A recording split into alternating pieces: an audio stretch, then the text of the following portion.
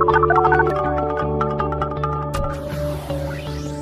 and welcome to our podcast, The Pollsters. I'm Margie O'Mara, Democratic pollster with the bipartisan firm Purple Strategies. And I'm Kristen Soltis Anderson, Republican pollster with the firm Echelon Insights. And each week we bring you the latest polls driving the news in politics, tech, entertainment, and pop culture. Well, we're so excited to have Jon Cohen with SurveyMonkey here with us today. We've been shouting your name, Jon, sort of into the ether on a lot of our shows saying we need to get you on the show. So we're finally so excited that this day has come. You are on the show. Thank you so much for joining. Well, thank you. A long-time listener, first-time caller, as they say. So you are the Chief Research Officer for SurveyMonkey. What does that mean? Tell us a little bit about that. Well, the role really has several different parts, and it's been evolving. I've been here for 2.5 years now. But fundamentally, we get 3 million responses to surveys every day on the SurveyMonkey platform. So we have this tremendous opportunity to learn best practices and create new best practices that we can communicate broadly to the world based on the massive number of responses that we're getting to all types of surveys. And so kind of one is just a straightforward survey research endeavor with tremendous raw material to do experimentation and to create new learnings for the industry. Second, we have a research science component of what we do, which is how do you calibrate the data that we get in and want to put out to the world, and how should customers of SurveyMonkey around the world do that themselves? I come from very firmly in the framework of every form of data collection has its deficiencies. Our job is about identifying those and ideally fixing them. So that's what the research science component of it does. And then there's a third segment that is largely around customer segmentation and how to do that well, both for our company and to help customers of SurveyMonkey, both free and those who do us the favor of paying us, can do that better. So those are kind of three of the bundles that fall under the research purview here at SurveyMonkey. Well, that's great. So it's a lot more than voting on what you want for your book club to read next or that sort of thing. I mean, really taking like a full-on data quality emphasis to it. Exactly. We're just trying not to be just at least not only a free or really inexpensive tool that people can collect, what to bring to a barbecue, or I had used it several years ago to collect reminiscences from my parents' wedding anniversary, right? And, kind of as we want to make the platform appeal to people like, yourselves, how do we, build sophistication in without, ruining the great simplicity that has made us the tool? So that all sounds very thorough and well thought out, Jon, but what does that mean for folks who are watching the election and looking for polls and wondering about the difference between online polls and telephone polls and automated polls? What does that mean for 2016? Yeah, well, there's a lot there, so bear with me and certainly steer me as you'd like, as you think your listeners would like. But because so many people respond to SurveyMonkey surveys for their friends, sent to them by community and church organizations, by their employers, or by any large number of organizations around the world, we have almost accidentally a really great pool of respondents that, based on the research that we've done, over the past 2.5 years with my team, kind of is a wonderful opportunity to kind of ask a broad, not only large group of people, but a very diverse group of people, a series of questions. And so that's what we've been doing with our election work, both here in the US and in the UK, which is using this as the sample and then asking a series of voting and other questions depending on what we're interested in. What's interesting is the internet's answer to the obvious and well-documented issues with telephone polling over the past couple of decades has been to create panels. And panels of people who are compensated to answer questions on a variety of topics. And panels are wonderful for a large number of purposes, particularly in market research, but also in some parts of politics. And we at SurveyMonkey have created a panel. It has a unique charitable incentive whereby people who sign up to take surveys get 50 cents to a charity of their choice every time they take a survey.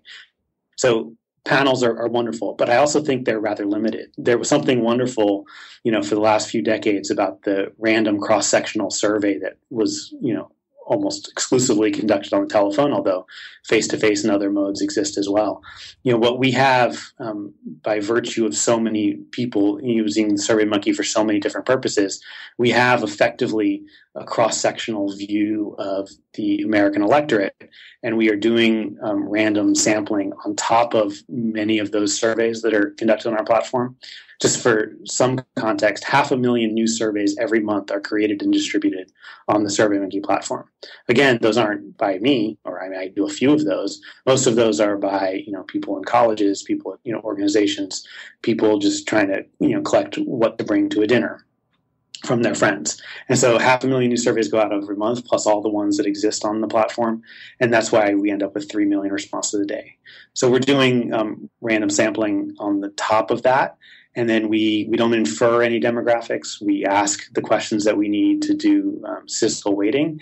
And that's our approach. It's kind of in the world of black boxes and model-based approaches to getting public opinion information. We are, extraordinarily straightforward, and we just have, certain key assets that allow us to do it in this way. So what's your response to folks who say, well, the telephone is just simply the best way to do it. That's how we've always done it. That's the only way you can guarantee that every person has an equal chance of being in your sampling frame. And if you're online, then you're missing folks who don't have access to the internet or only use the internet once in a while. They're older, or they have to go to the library, or those kinds of things. So two things just for frame of reference. One, I spent several decades, or a couple decades, I should say, doing telephone polls, and I know them extraordinarily well, and they're a tremendous resource. Second is the idea that talking about internet polling versus phone polling today in 2016 is an extraordinarily different conversation than the one we would have had a decade ago or even 5 years ago. Just the world has changed, both in terms of what mobile phones have done to the telephone industry and internet penetration in every country, at least in the US and the UK, where we have done quite successful work around elections. So it's a different conversation. I think on its face, you can no longer say that internet doesn't cover the population of interest, particularly among voters. But on the first point, in terms of kind of my great affinity, which remains for telephone polls are wonderful.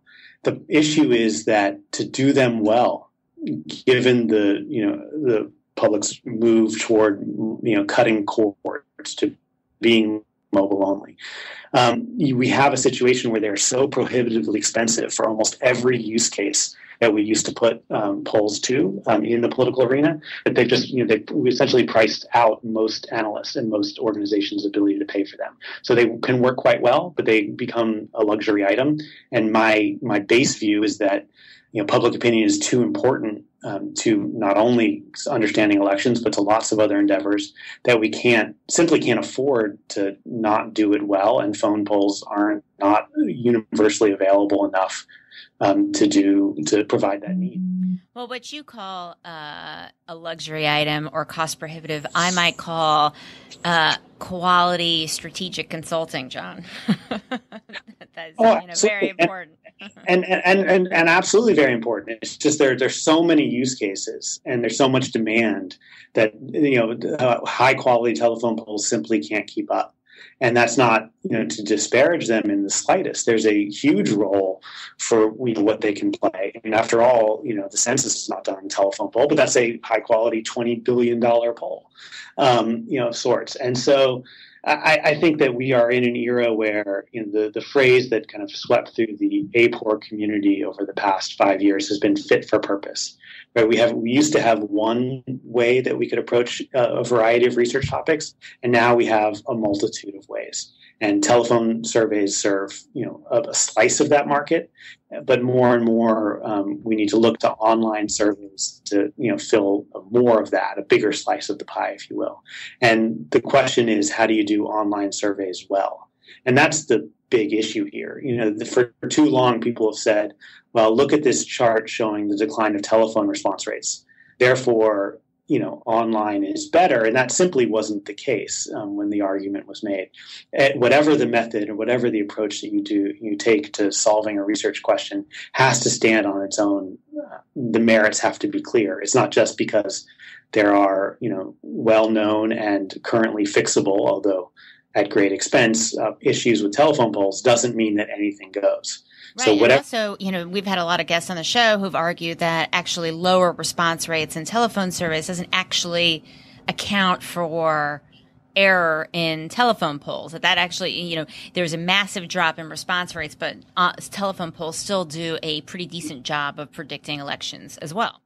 That's absolutely true. And that's absolutely true, in the particular case of elections, but it may not always be true. And that is why you have to continually test the methods. I mean, it was wonderful when you mentioned at the start of the question about the probability of selection, the great benefit there is from being able to calculate that in a probability sample.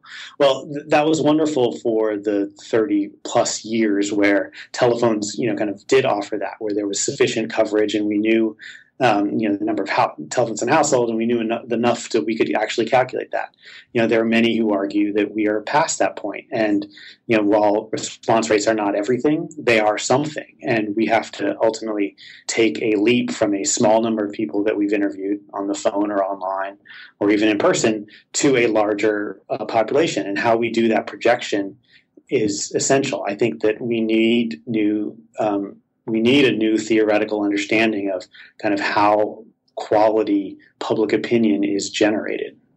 So tell us a little bit about your work with NBC and your regular tracking poll. I mean, if there's any concern about whether or not online polling is good or bad, I mean, ultimately your polling for NBC very much tracks with what other types of methodologies, other outlets are all basically showing the same basic pattern of what's going on in the election. I mean, you can use that as a data point. But tell us about what you're working on with NBC.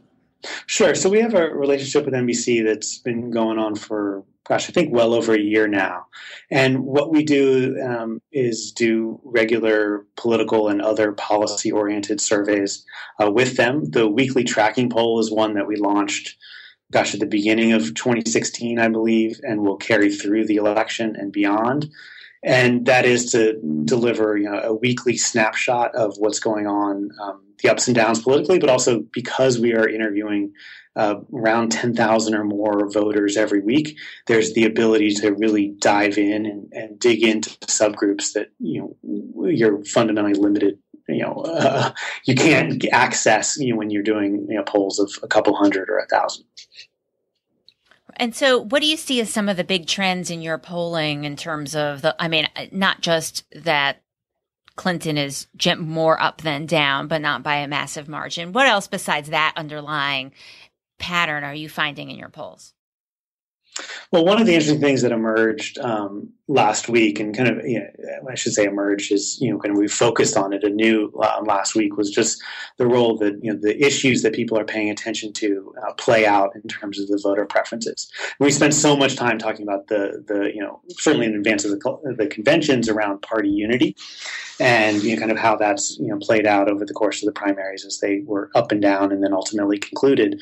But looking at what issues are on people's minds is, of foremost importance. We look at, the Republican convention this week that's all about safety for the country. And you look at terrorism voters who call out terrorism as the number one issue in the country, go for Donald Trump by more than a 50-point margin.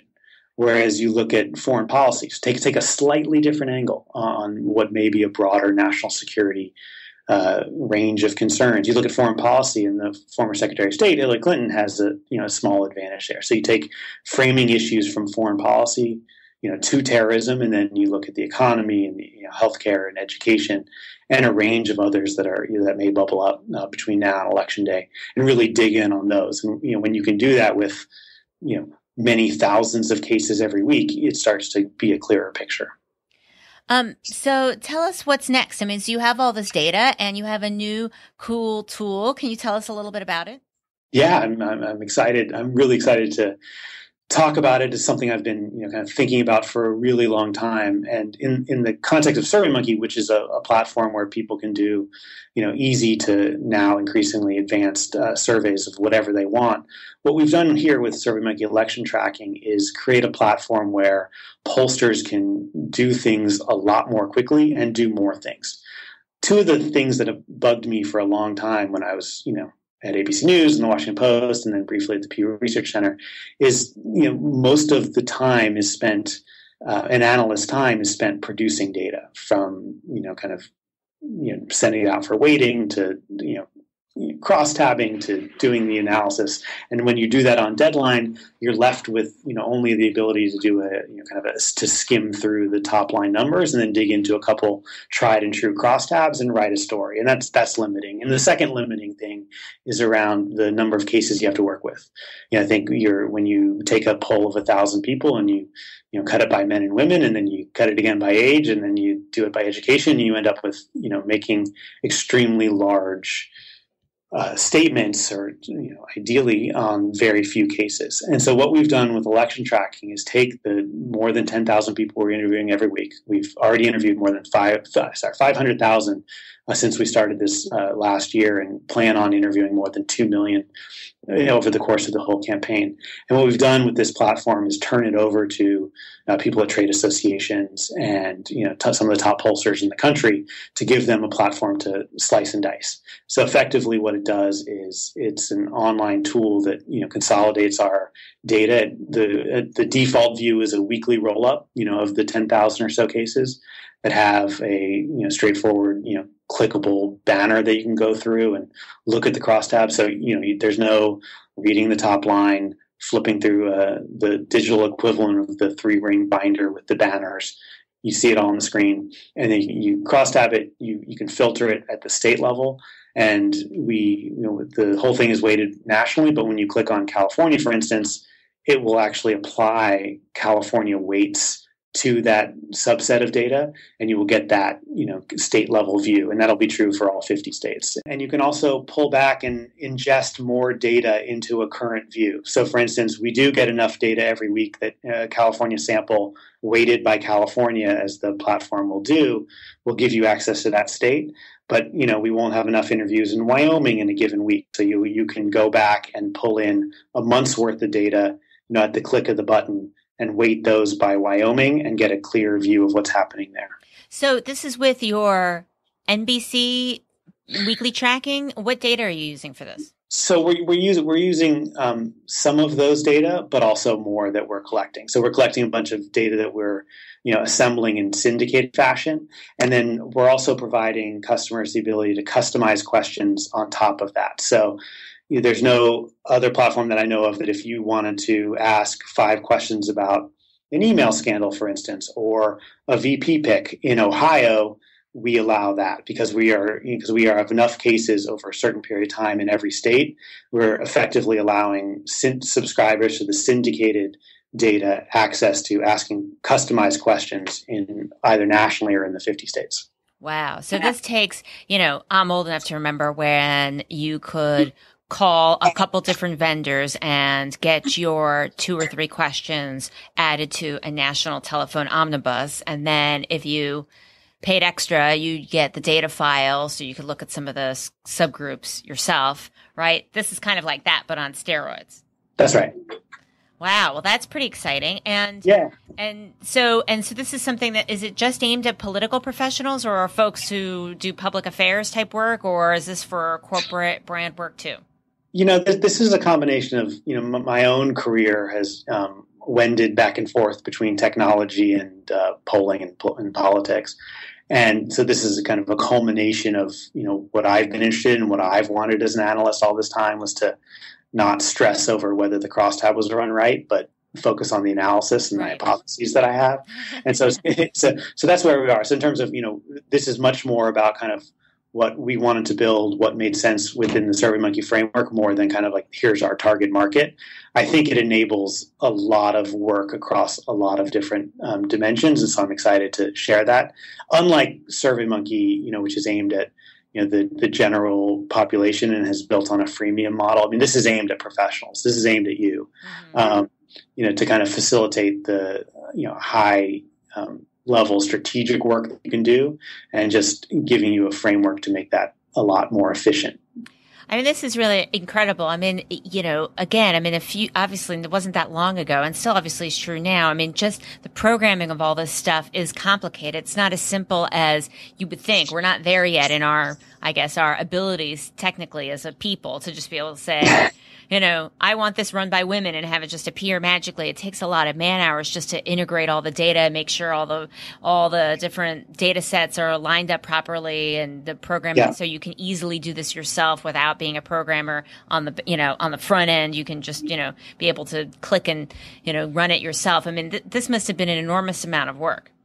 It's a huge amount of effort. And so although I've had some of these ideas percolating for a long time, it took being in the Silicon Valley and having access to SurveyMonkey engineers to get it done, right?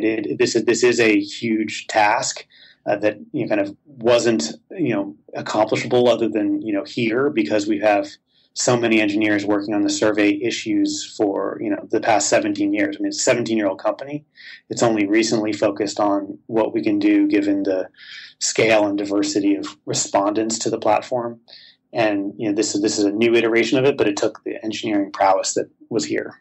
So do you have the capability to match folks to their actual addresses so you could see what congressional district they live in or any other kind of geography about them? We don't do that. I mean, there are a range of privacy issues around that. I think we get sufficient information from the cross-sectional approach.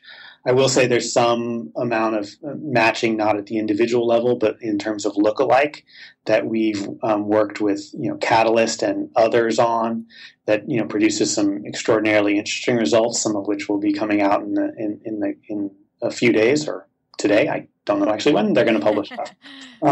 But I'm no longer at the news organization, so I can't actually say I don't have control over that. But there's a lot that we can do and one can do when you combine, responses at the scale at which we have responses, even in the aggregate with the voter file. So, well, that all sounds great. And so tell us a little bit about the name. What's the name of your tool? How can people find out about it? What else should people be following to know what you guys are up to this cycle? Yeah, so it's the new tool is called SurveyMonkey Election Tracking. And so Mark Blumenthal, whom I think has been on your show, I think he was our first guest. Wow. First or second guest. So Mark is our head of election polling, and he's still Washington based. So we have a bi-coastal thing going with election tracking. So he and I headed this up, and it's online, and you can contact either of us for more information. And then we've put a number of stuff out there, and you'll see more of it, including when we get the shareable links, we'll get them out there. But it is at the moment it's a tool for professionals and people to geek out over kind of the massive technological achievement, and then we'll have further iterations of it later as we get further deeper into the cycle. So, can you talk a little bit before we wrap up about your personal career trajectory? I mean, you've been at places where we've had folks from all your former employers on the show. Kristen, who couldn't make it because she was having technical problems, is now analyst for ABC, where you've been. We had Rich Morin, who was the polling director, I think, before you. I don't know if there was someone between him and you. I don't remember. Straight from him to me. I still have his cell phone number. Oh, good. Well, so he was one of our guests a year ago, and at Pew we've had Michael Dimmick and Scott Keeter on from Pew, plus and Courtney Kennedy. We've had quite a few folks from Pew on. So tell us a little bit about your trajectory and advice for all the young aspiring pollsters that are listening to our show. Well, I've had so many jobs now. I'm either quite old or I can't hold a job. But I'll talk through a little bit of it. I mean, I just super briefly, I was a history major, and I actually learned programming working for what was then called Anderson Consulting, which is now Accenture. And that programming that I got, programming experience I got, has been tremendously valuable throughout my career. Of course, with election tracking, we're trying to make that irrelevant in the industry. But, for the last, bunch of years, the programming that I had done early on for state tax systems was invaluable in terms of, that I needed to wrangle to be an effective polling analyst. After Anderson, I went to graduate school in political science at Berkeley.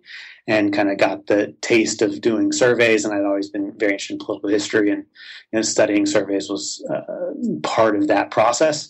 And when I actually got an internship while I was a grad student at the Public Policy Institute of California, changing what had been a quarterly survey into a monthly over time. And so I worked there while I was in graduate school.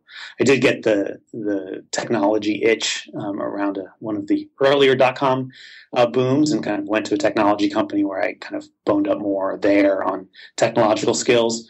And then a variety of things happened, including the world basically imploding, that I went back into survey research full-time at PPIC, doing California work. Did a lot of survey work around the recall election in 2003. And then I remember that. And then I moved to New York to ABC News to work with Gary Langer and that famous crew out there. And then in 2006, I moved down to the Washington Post to be its director of polling. And then had my fun at Pew, which was an intense and short experience, but wonderful, and then out to SurveyMonkey. Well, that's great. So, that's actually more moves than the average person in polling, but that shows, I guess, you have a political campaign person's job sensibility rather than a pollster's sensibility, because a lot of campaign folks move around from place to place. That's pretty typical. I was at the Washington Post for 7.5 years, so that's part of it is just my age. Yeah, maybe that too. So what do you think about the future of the industry? Is this, do you feel like the industry is booming? Do you feel that it's going in the right direction? Do you feel like, the number of polls means that there's going to be some sort of backlash, or it's too tight of a market? I mean, what are your thoughts? Because we have a lot of grad students, young researchers who listen to the show and write us. What's your take? Oh, I'm really excited about the future of this industry. I mean, I've had the same frame on it for a couple decades now, which is, it's a technological issue that we face. Right? People don't want to talk to us on the phone. They don't. It's hard to get them online. It's hard to know who they are online.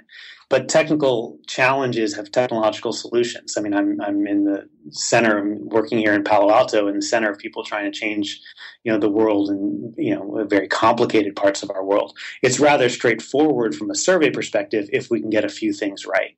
And so I think that there's now enough intellectual firepower, focused on doing things well online as opposed to fighting what's coming online versus, the old stale battle between phone and online, I think has reached this new phase where we have, the smartest people in the business now working on how we do it online well, which is a tremendous move.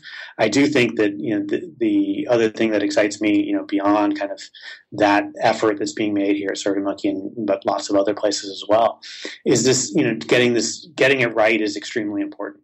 I think that I don't want to live in a world where it's more nihilistic. It's like, well, just because we've gone online, anything goes.